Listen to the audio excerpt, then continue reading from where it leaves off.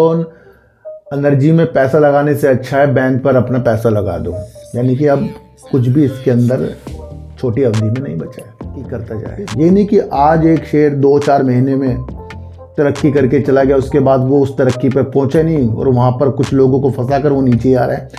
उसे multi bagger share आप कभी भी नहीं कह सकते। को भी समझना है तो अपने को हम कब तक ये तेज़ी में गुमराह रखेंगे, गिरावट में गुमराह रखेंगे, इससे थोड़ा बाहर हमें निकलना पड़ेगा। और मैं आपको हर बार बोल रहा हूँ ना कि हमें जो भी न्यूज़ आती है वो हमें एक दिशा देती है, समझाने की एक सच्ची एक भावना देती है, पर उस भावना को हमारे अंदर तब वो आएगी जब हमारा लालच अंदर से निकल जाए।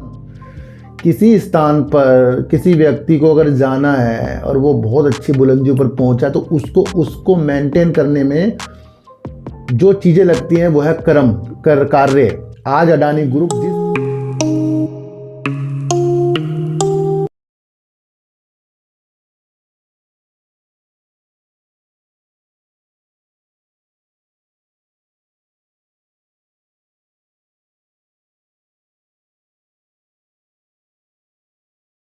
नमस्कार, मैं स्वागत करता हूं आपका अपने ही चैनल पर जिसका नाम है सार्थक बाजार से। आज बात करेंगे सुजलोन एनर्जी पर और बात करेंगे एनटीपीसी पर और बात करेंगे सर परमाणु ऊर्जा पर और बात करेंगे देश के प्रधानमंत्री जी ने एक वाक्य बोला है, स्टेटमेंट दिया है, जो निजी जो कंपनियां भारत के अंदर जो परमाणु ऊर्जा में काम करने जा रही है उनके लिए भी अच्छे दरवाजे खुल सकते हैं। उसमें बड़ी बड़ी पावर कंपनियों के नाम आते हैं, तो उस साइकोलॉजी को भी आज हम समझ कर चलेंगे। देखो सर, मैं आपको हर बार बोल रहा हूँ ना कि हमें जो भी न्यूज़ आती है वो हमें एक दिशा देती है, समझाने की एक सच्ची एक भावना देती है, पर उस भावना को हमारे अंदर तब वो आएगी जब हमारा लालच अंदर से निकल जाएगा।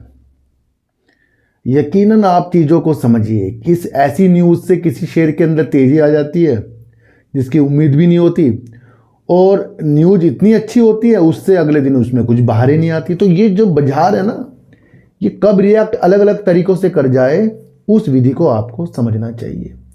वैसे कल मैंने आपके लिए एनडीएल वेंचर जो हिंदुजा ग्रुप यानी अशोक लीलैंड की एक सहायक कंपनी है उसके बारे में एक विशेष तौर पर एक मैंने आपको न्यूज़ के द्वारा वीडियो बनाई थी। कुछ लोगों को वो बहुत पसंद आई। कल की वीडियो आप ज़रूर देखना, क्योंकि कल अशोक लीलैंड में उनके मिलन से यानी मर्जर से दो कंपनियों के अशोक लीलैंड में 10 रुपये की बढ़ोतरी हुई, और वो बढ़ोतरी की विशेषताएं मैंने आपको समझाई है कि आपको अलग भावना होकर चीज़ों को समझना है। वैसे अशोक लीलैंड आपको पता है काम बहुत बेहतरीन कर रहा है, अलग अलग तरीक़ों से अच्छा वर्क कर रहा है, हमें तो उसके काम को देखना है। अब ये मर्जर दूसरी 2 कंपनियों में हो रहा है, उसकी विशेषताओं को भी समझना है। तो अपने को हम कब तक ये तेज़ी में गुमराह रखेंगे, गिरावट में गुमराह रखेंगे, इससे थोड़ा बाहर हमें निकलना पड़ेगा। और वाकई अगर आप किसी मल्टी बैगर शेयर की तलाश कर रहे हैं या पोर्टफोलियो को अपना मल्टी बैगर देखना चाहते हैं तो वो आज और कल की भी नहीं है। मान लो किसी शेयर को, देखो एक मल्टी बैगर शेयर वो होता है जो तरक्की पे तरक्की करता जाए। ये नहीं कि आज एक शेयर 2-4 महीने में तरक्की करके चला गया, उसके बाद वो उस तरक्की पर पहुंचे नहीं और वहाँ पर कुछ लोगों को फंसा कर वो नीचे आ रहा है। उसे मल्टी बैगर शेयर आप कभी भी नहीं कह सकते। मल्टी बैगर शेयर वो होता है जो रिटर्न आपको देता जाए, बस जो एक हद तक अगर चला जाए ना तो उसके अंदर इतनी क्षमता होनी चाहिए कंपनी के अंदर कि वो जो वर्क कर रहा है उस हद को भी तोड़कर वो उससे भी ऊपर जाए, उसे कहते हैं। यानी कि किसी भी कंपनी के शेयरों के अंदर अगर ऑपरेटर की चालें कामयाब ना हो और तब वो मल्टी बैगर शेयर बन जाए तो तब वो एक अच्छी नीति होती है। ऐसा नहीं होता वो नीति की कोई शेयर 10 रुपये वाला 100, 200, 500 पहुंच जाए और आप सोचे मल्टी बैगर। अरे भैया, उसे टिकना भी है ना।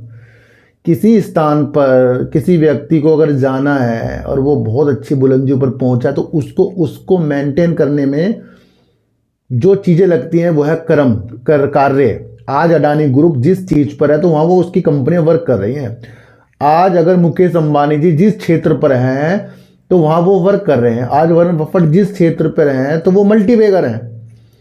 वरना मुकेश अंबानी जी कहाँ और अनिल अंबानी जी कहाँ? अनिल अंबानी जी अभी तक संघर्ष कर रहे हैं और एक टाइम पर अनिल अंबानी जी अमीरों की लिस्ट में आते थे।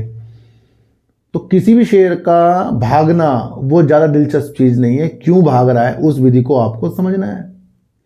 और जिस दिन ये चीज़ें आप समझ गए मैं कह रहा हूँ आपको बहुत अच्छी चीज़ें समझने आने वाली है। तो बाजार को आपको अलग अलग ढंग से समझना पड़ेगा। और कल की वीडियो आप जरूर देखें अशोक लीलैंड पर, बेस्ट है, कुछ सीखने का मौका मिलेगा। आज हम बात करेंगे सुजलॉन एनर्जी की। 2-3 न्यूज सुजलॉन एनर्जी की पीछे की पकड़े जहां से हमें समझने के मौके मिल रहे थे। वो कौन सी थी? वो थी कि एक विश्लेषक ने कहा था कि सुजलॉन एनर्जी में पैसा लगाने से अच्छा है बैंक पर अपना पैसा लगा दो, यानी कि अब कुछ भी इसके अंदर छोटी अवधि में नहीं बचा है।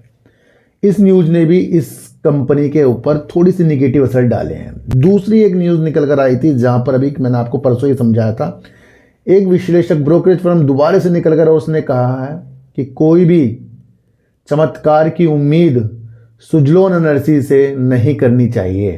पर उन्होंने एक चीज़ बताई थी, क्या? दीर्घकालीन लंबे समय के लिए, तो वो भी कंपनी की दिशा आपको देखनी चाहिए, है ना। आपको मल्टीबैगर शेयर कल परसों भी नहीं मिलने का, मैं आपको फिर बता रहा हूँ। देखो सर, अगर आज आपको मल्टीबैगर शेयर की पहचान करनी है तो उसके कारणों को आपको समझना है, उसके शेयर प्राइस को आपको बिल्कुल भी नहीं समझना है। और कोई अगर 5 से 10 साल बाद मल्टीबैगर शेयर बनेगा तो उसको आज आपको समझना है, उस वक्त ना समझना जब वो बन चुका होगा। उस वक्त तो वो आपको हाथ में रखने नहीं देने का, समझिए। मल्टीबैगर शेयर हुआ है जहां आपने छोटे में पकड़ा और बड़ा बन जाए, उसके लिए क्या जाएगा? समय जाएगा।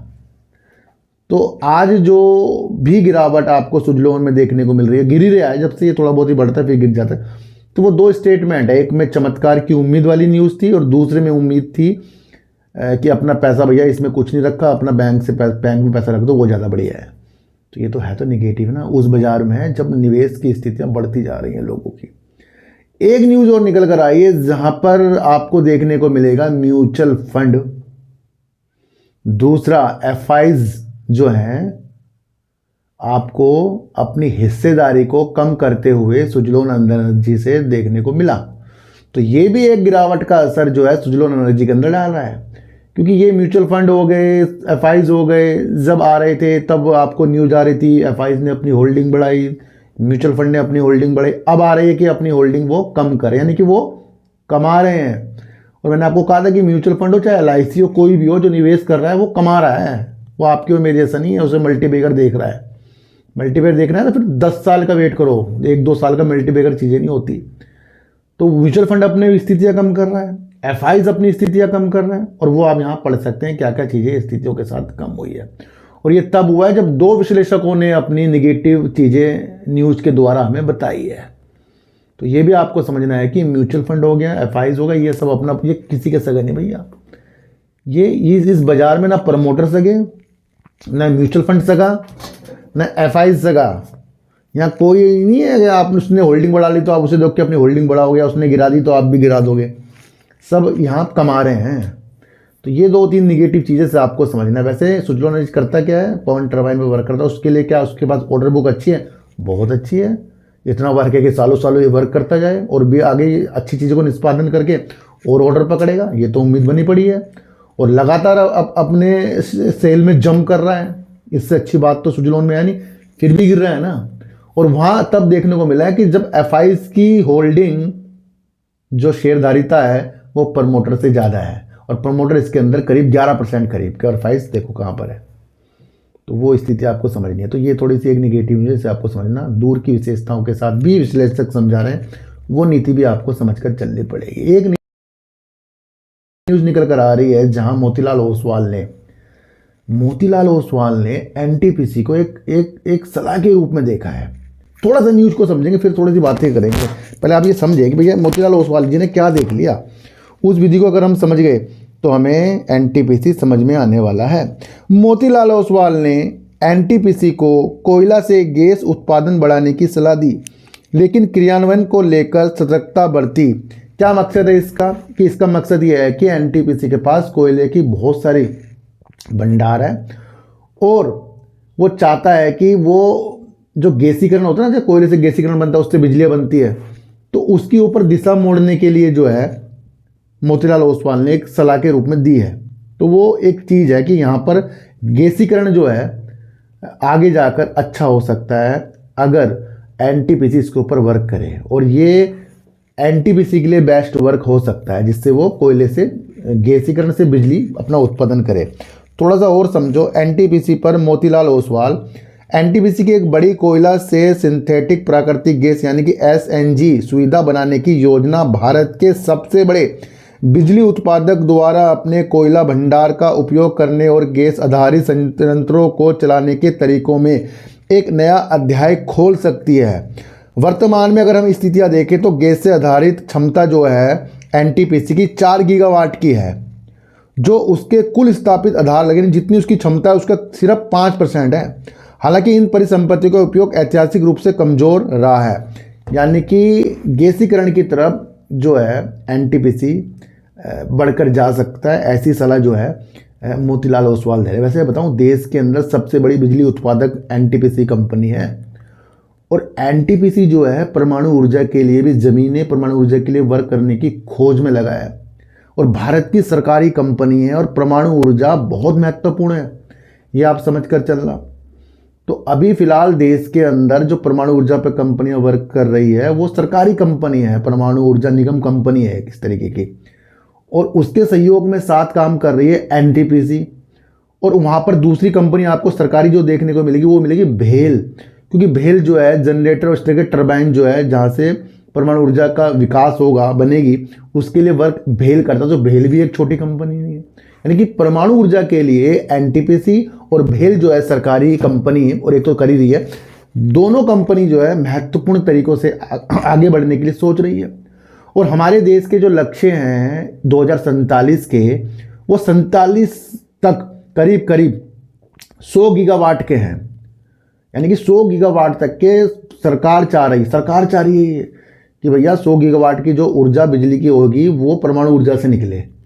और अभी हाल ही में अगर आप परमाणु ऊर्जा की वर्तमान में क्षमता देखें तो करीब करीब 8.8 गीगावाट है, यानी कि करीब करीब 8000 मेगावाट की है।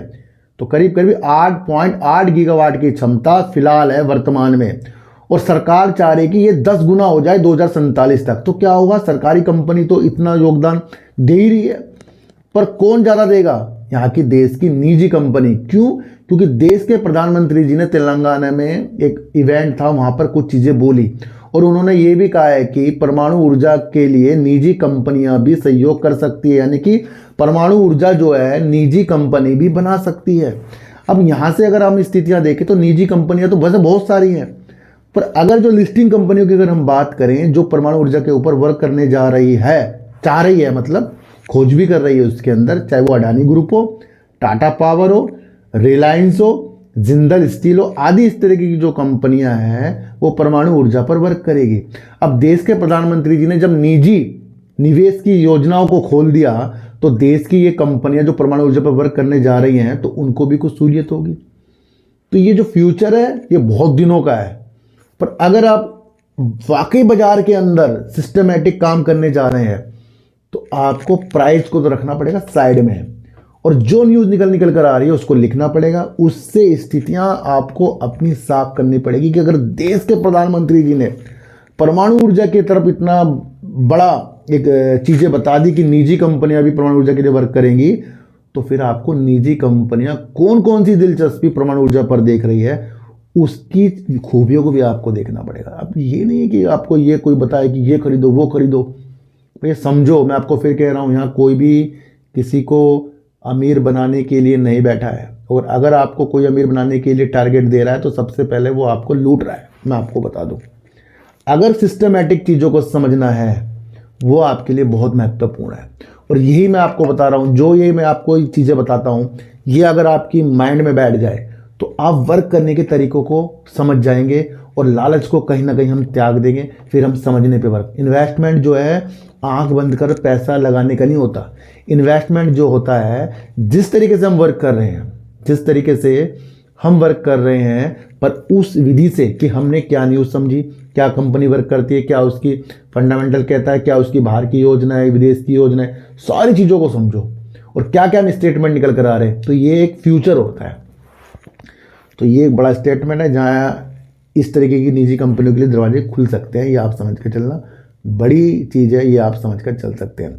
आज आपने सुजलोन एनर्जी के अंदर वो चीज़ें भी समझ ली जहाँ एफआईज म्यूचुअल फंड निकल रहे हैं। क्या उनको नहीं दिख रहा कि भैया सुजलोन ने इतना बड़ा प्रॉफिट कर रखा है, इतना बड़ा आपको सेल करके दिखा रखी है, तो सब अपना प्रॉफिट के लिए आते हैं। ये आपको बेवकूफ़ी समझना पड़ेगा। आज की वीडियो आपको कैसे लगी एक बार मुझे ज़रूर बताना। किसी को भी खरीदने बेचने की नीतियाँ मेरे चैनल पर बिल्कुल भी नहीं है। मेरा कोई टेलीग्राम, कोई व्हाट्सएप ग्रुप नहीं है और ना ही आज तक मैंने बनाया।